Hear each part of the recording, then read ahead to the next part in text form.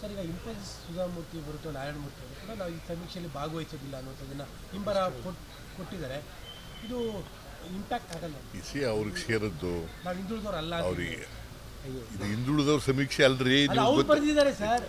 ಅವ್ರು ಏನಾರ ಬರಿಲ್ಲಪ್ಪ, ನಿನಗೆ ಅರ್ಥ ಆಗ್ಬೇಕಲ್ಲ. ನನಗೆ ಅರ್ಥ ಆಗಿದೆ. ಏನಂತ ಅರ್ಥ ಆಗಿದೆ? ಹಿಂದುಳಿದವ್ರಿಗೆಲ್ಲ ಓವರ್ ಆಲ್ ಎಲ್ಲ ಜನರ ಬಡತನ ಅವ್ರಿಗೆ ಅರ್ಥ ಆಗದಿವ್ರು ನಾವೇನು ಮಾಡೋಕ್ಕಾಗುತ್ತೆ? ಅಲ್ಲ, ಇನ್ಫೋಸಿಸ್ ಅವ್ರಿಗೆ ಅರ್ಥ ಆಗಿದೆ. ಯಾರು ಇನ್ಫೋಸಿಸ್ ಅಂತಂದರೆ ಅವ್ರು ಬೃಹಸ್ಪತಿನ? ಹಾಂ, ಸಿ, ನಾವು 20 ಸಾರಿ ಹೇಳಿದ್ದೀವಿ, ಇದು ಹಿಂದುಳಿದವರು ಸಮೀಕ್ಷೆ ಅಲ್ಲ,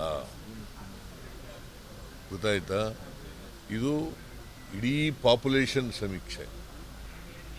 ಹಾಗಾದರೆ ನಾವು ಶಕ್ತಿ ಯೋಜನೆ ಮಾಡಿದ್ದೀವಿ, ಮೇಲ್ಜಾತಿಯವರು ಹೋಗಲು ಬಡವರು ಹೋಗಲ್ವಾ? ಹಾಂ, ಗೃಹಲಕ್ಷ್ಮಿ ಮಾಡಿದ್ದೀವಿ, ಮೇಲ್ಜಾತಿಯವರು ಹೋಗಲ್ವಾ? ಹಾಂ,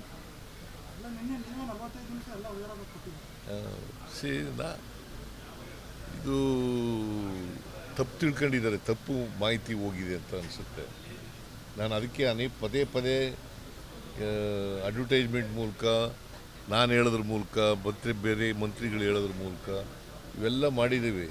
ಆದರೂ ಕೂಡ ನನಗೆ ಗೊತ್ತಿಲ್ಲ, ನಾರಾಯಣಮೂರ್ತಿ ಅಂತೆಯವರು, ಸುಧಾಮೂರ್ತಿ ಅಂತೆಯವರು ಇದು ಹಿಂದುಳಿದವರ ಸಮೀಕ್ಷೆ ಅಂತ ಭಾವನೆ ಇದ್ದರೆ ಅದು ತಪ್ಪು. ಈಗ ಕೇಂದ್ರ ಸರ್ಕಾರ ಜಾತಿ ಗಣತಿ ಮಾಡ್ತದೆ, ಆಗೇನು ಉತ್ತರ ಹೇಳ್ತಾರೆ? ಆಗೇನು ಹೇಳ್ತಾರಪ್ಪ? ಅಲ್ಲ, ಇದು ಜಾಣತನದ ಪ್ರಶ್ನೆ ಕೂಡ ಉದ್ದೇಶಪೂರ್ವಕವಾಗಿ ನೆಗ್ಲೆಕ್ಟ್ ಮಾಡ್ತಾರೆ. ಗೊತ್ತಿಲ್ಲ ನನಗೆ, ಅವ್ರಿಗೆ ತಪ್ಪು ಮಾಹಿತಿ ಇರ್ಬೋದು. ಇದು ಹಿಂದುಳಿದವರ, I am making it very very clear, ಇದು ಎಲ್ಲ ಜನರ, ಯಾವುದೇ ಜಾತಿಗೆ ಸೇರಿರಲಿ, ಯಾವುದೇ ಧರ್ಮಕ್ಕೆ ಸೇರಿರಲಿ, 7 ಕೋಟಿ ಜನಸಂಖ್ಯೆ ಇದೆ ಕರ್ನಾಟಕದಲ್ಲಿ. 7 ಕೋಟಿ ಜನರ ಸಾಮಾಜಿಕ, ಶೈಕ್ಷಣಿಕ, ಆರ್ಥಿಕ ಸಮೀಕ್ಷೆ.